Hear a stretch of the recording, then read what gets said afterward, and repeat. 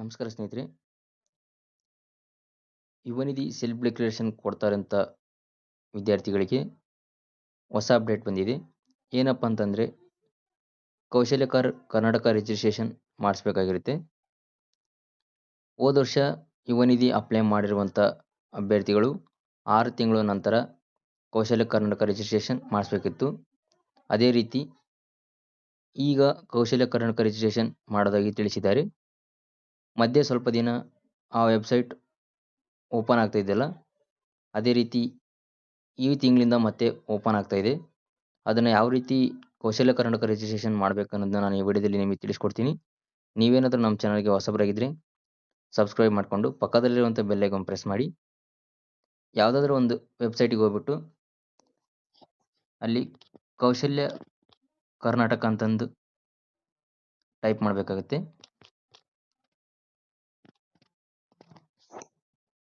ಕೌಶಲ್ಯ ಕರ್ನಾಟಕ ಅಂತ ಇದೆಯಲ್ಲ, ಈ ವೆಬ್ಸೈಟ್ನ ಓಪನ್ ಮಾಡಬೇಕಾಗುತ್ತೆ. ಓಪನ್ ಮಾಡಿದ ನಂತರದಲ್ಲಿ ಇಲ್ಲಿ ಕರ್ನಾಟಕ ಸ್ಕಿಲ್ ಡೆವಲಪ್ಮೆಂಟ್ ಕಾರ್ಪೊರೇಷನ್ ಅಂತ ಇದೆಯಲ್ಲ, ಇದನ್ನ ಓಪನ್ ಮಾಡಬೇಕಾಗುತ್ತೆ.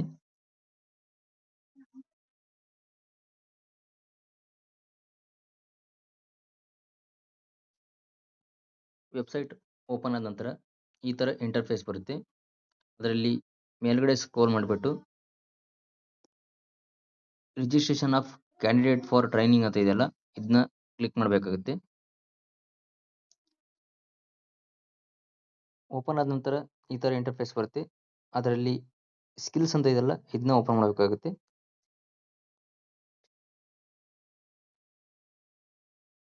ಓಪನ್ ಮಾಡ್ಕೊಂಡ ನಂತರದಲ್ಲಿ ನಿಮ್ಮ ಇಲ್ಲಿ ಡೀಟೇಲ್ಸ್ ಕೇಳುತ್ತೆ. ಅದರಲ್ಲಿ ಆಧಾರ್ ನಂಬರ್ ಹಾಕಬೇಕಾಗುತ್ತೆ.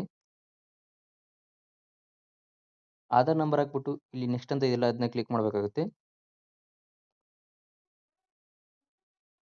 ಓಪನ್ ಮಾಡಿದ ನಂತರದಲ್ಲಿ ಈ ಥರ ಪೇಜ್ ಓಪನ್ ಆಗುತ್ತೆ. ಅದರಲ್ಲಿ ನಿಮ್ಮ ನೇಮನ್ನು ಇಲ್ಲಿ ಎಂಟ್ರಿ ಮಾಡಬೇಕಾಗುತ್ತೆ. ನೇಮನ್ನು ಹಾಕಿದ ನಂತರದಲ್ಲಿ ಇಲ್ಲಿ ನಿಮ್ಮ ಮೊಬೈಲ್ ನಂಬರನ್ನು ಇಲ್ಲಿ ಎಂಟ್ರಿ ಮಾಡಬೇಕಾಗುತ್ತೆ. ಮೊಬೈಲ್ ನಂಬರ್ನ ಹಾಕಿದ ನಂತರದಲ್ಲಿ ನಿಮ್ಮ ಜಿಮೇಲನ್ನು ಇಲ್ಲಿ ಎಂಟ್ರಿ ಮಾಡಬೇಕಾಗುತ್ತೆ. ಅದಾದ ನಂತರದಲ್ಲಿ ನಿಮ್ಮ ಡೇಟ್ ಆಫ್ ಬರ್ತನಲ್ಲಿ ಹಾಕಬೇಕಾಗುತ್ತೆ. ಡೇಟ್ ಆಫ್ ಬರ್ತ್ ಹಾಕಿದ ನಂತರದಲ್ಲಿ ನಿಮ್ಮ ಜೆಂಡರನ್ನು ಸೆಲೆಕ್ಟ್ ಮಾಡಬೇಕಾಗುತ್ತೆ. ಸೆಲೆಕ್ಟ್ ಮಾಡಿದ ನಂತರದಲ್ಲಿ ನಿಮ್ಮ ಮ್ಯಾರಿಯಲ್ ಸ್ಟೇಟಸನ್ನು ಇಲ್ಲಿ ಹಾಕಬೇಕಾಗುತ್ತೆ.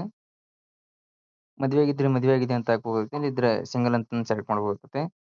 ಯಾವುದಾದ್ರೂ ಫಿಸಿಕಲ್ ಹ್ಯಾಂಡಿಕ್ಯಾಪ್ಟ್ ಇದ್ದರೆ ನೀವು ಎಸ್ ಅಂತ ಕೊಡಬೇಕಾಗುತ್ತೆ, ಇಲ್ಲಾಂದರೆ ಇಲ್ಲ ಅಂತ ಕೊಡಬೇಕಾಗುತ್ತೆ. ನಂತರದಲ್ಲಿ ನಿಮ್ಮ ರಿಲಿಜನನ್ನು ಇಲ್ಲಿ ಸೆಲೆಕ್ಟ್ ಮಾಡಬೇಕಾಗುತ್ತೆ. ಸಿಂಪಲಾಗಿ ಒಂದು ತೋರಿಸ್ತೀನಿ. ನಂತರದಲ್ಲಿ ನಿಮ್ಮ ಕ್ಯಾಟಗರಿನ ಸೆಲೆಕ್ಟ್ ಮಾಡಬೇಕಾಗುತ್ತೆ. ಕ್ಯಾಟಗರಿ ಜೆಂಡರ್ ಇದ್ದರೆ ಜೆಂಡರ್ ಸೆಲೆಕ್ಟ್ ಮಾಡಿ.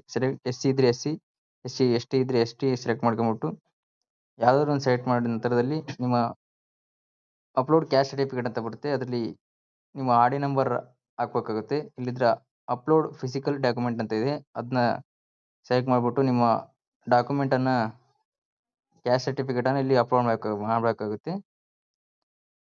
ಇಲ್ಲ ಅಂತಂದರೆ ಆರ್ ಡಿ ನಂಬರ್ ಅಂತಂದು ಕೊಟ್ಟು ನಿಮ್ಮ ಆರ್ ಡಿ ನಂಬರನ್ನು ಇಲ್ಲಿ ಹಾಕಬೇಕಾಗುತ್ತೆ. ಅದಾದ ನಂತರದಲ್ಲಿ ನಿಮ್ಮ ಟ್ರೈನಿ ಕ್ಲಾಸಿಫಿಕೇಷನ್ ಇದೆಯಲ್ಲ, EX ಸರ್ವಿಸ್ ಪರ್ಸನಲ್ ಅಂತ ಇರುತ್ತೆ, ಅದನ್ನು ಸೆಲೆಕ್ಟ್ ಮಾಡಿಬಿಟ್ಟು ನಂತರದಲ್ಲಿ ನಿಮ್ಮ ಪೇರೆಂಟ್ಸ್ ಡೀಟೇಲ್ಸ್ ಕೇಳುತ್ತೆ.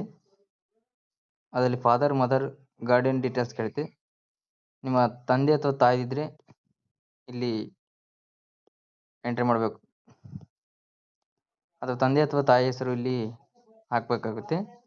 ನಂತರದಲ್ಲಿ ನಿಮ್ಮ ಅಡ್ರೆಸ್ ಇಲ್ಲಿ ಎಂಟ್ರಿ ಮಾಡಬೇಕಾಗುತ್ತೆ. ನಿಮ್ಮ ಸ್ಟೇಟನ್ನು ಇಲ್ಲಿ ಸೆಲೆಕ್ಟ್ ಮಾಡಬೇಕಾಗುತ್ತೆ.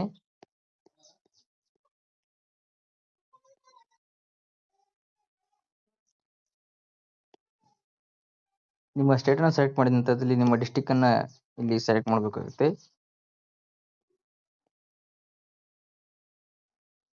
ನಿಮ್ಮ ಡಿಸ್ಟ್ರಿಕ್ಟ್ ಸೆಲೆಕ್ಟ್ ಮಾಡಿದ ನಂತರದಲ್ಲಿ ತಾಲೂಕು ನಿಮ್ಮ ಸೆಲೆಕ್ಟ್ ಮಾಡಬೇಕಾಗುತ್ತೆ.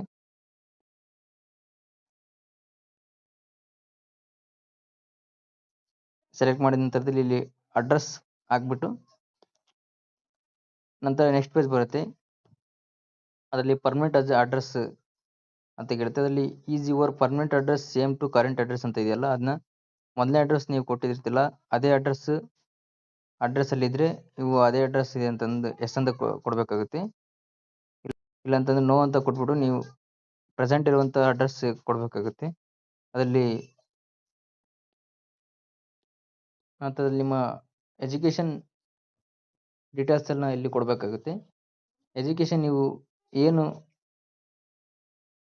ಎಜುಕೇಷನ್ ಮಾಡಿರ್ತೀರೋ ಅದನ್ನ ಇಲ್ಲಿ ಎಂಟರ್ ಮಾಡಬೇಕಾಗುತ್ತೆ. ನೀವು ಡಿಗ್ರಿ ಮಾಡಿದ್ರೆ ಇಲ್ಲಿ ಗ್ರಾಜುಯೇಟ್ ಅಂತ ಸೆಲೆಕ್ಟ್ ಮಾಡಬೇಕಾಗುತ್ತೆ.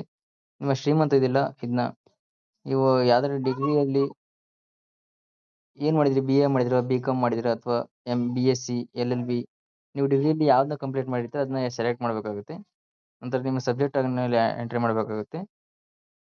ಲ್ಯಾಂಗ್ವೇಜ್ ಆಫ್ ಇಂಟ್ರಕ್ಷನ್ಸ್ ಅಂತ ಇದೆ, ಅದರಲ್ಲಿ ನೀವು ಕನ್ನಡ ಬೇಕಿದ್ರೆ ಕನ್ನಡ ಕೊಡಬೇಕಾಗುತ್ತೆ, ಇಂಗ್ಲೀಷ್ ಬೇಕಿದ್ರೆ ಇಂಗ್ಲೀಷ್ ಕೊಡಬೇಕಾಗುತ್ತೆ. ಇಯರ್ ಆಫ್ ಪಾಸಿಂಗ್ ಅಂತ ಇದೆ, ಅದನ್ನ ನೀವು ಪಾಸ್ ಆಗಿರೋಂಥ ಒಂದು ಇಯರ್ ಅಲ್ಲಿ ನೀವು ಎಂಟ್ರಿ ಮಾಡಬೇಕಾಗುತ್ತೆ. ನಿಮಗೆ ಗೊತ್ತಿರುವಂಥ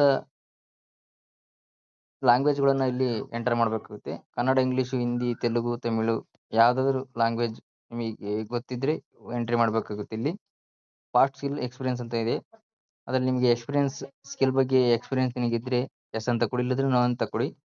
ನೋ ಅಂತ ಕೊಟ್ಟರೆ ಬೆಟರ್ ಆಗಿರುತ್ತೆ. ನಂತರ ನೀವು ಯಾವುದಾದ್ರೂ ಮಿನಿಮಮ್ 5 ಸ್ಕಿಲ್ಸ್ನ ನೀವು ಇಲ್ಲಿ ಸೆಲೆಕ್ಟ್ ಮಾಡಬೇಕಾಗುತ್ತೆ. ಸೆಲೆಕ್ಟ್ ಮಾಡಿಬಿಟ್ಟು ನಂತರದಲ್ಲಿ ಇಲ್ಲಿ ನೀವು ಸಿಗಲಿಲ್ಲ ಅಂತಂದರೆ ಇಲ್ಲಿ ಸರ್ಚ್ ಬಾರ್ಗೆ ಹೋಗ್ಬಿಟ್ಟು ಸರ್ಚ್ ಕೊಡಬೇಕಾಗುತ್ತೆ. ನಂತರದಲ್ಲಿ ನಿಮ್ಮ ಎಂಪ್ಲಾಯ್ಮೆಂಟ್ ಅಂತ ಇದೆಯಲ್ಲ, ಇದನ್ನು ನೀವು ಯಾವುದನ್ನು ನೀವು ಟಚ್ ಮಾಡದೇ ಇದ್ರೇ ಒಳ್ಳೇದಂತ ಅನಿಸುತ್ತೆ. ನಂತರದಲ್ಲಿ ನೀವು ಔಟ್ ಆಫ್ ಡಿಸ್ಟಿಕ್ ಹೋಗಿ ಯಾವ ಥರ ಸ್ಯಾಲರಿನ ಎಕ್ಸ್ಪೆಕ್ಟ್ ಮಾಡ್ತೀರ ಅಂತಂದು ಕೇಳಿದ್ದಾರೆ.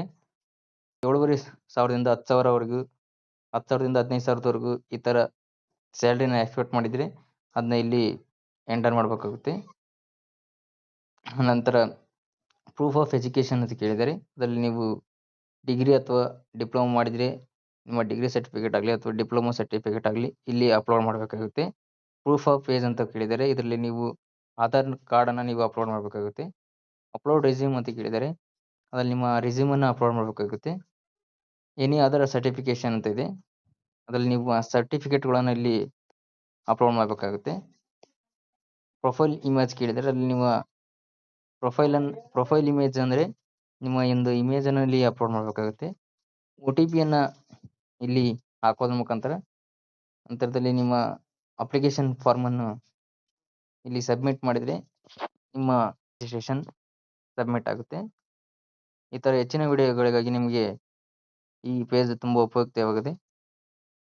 ನಿಮಗೆ ಈ ವಿಡಿಯೋ ಇಷ್ಟ ಆಗಿದ್ರೆ ಲೈಕ್ ಕೊಟ್ಟು ನಮ್ಮ ಚಾನಲನ್ನು ಸಬ್ಸ್ಕ್ರೈಬ್ ಮಾಡಿಕೊಂಡು ಬೆಲ್ ಐಕಾನ್ ಪ್ರೆಸ್ ಮಾಡಿ. ನಮಸ್ಕಾರ.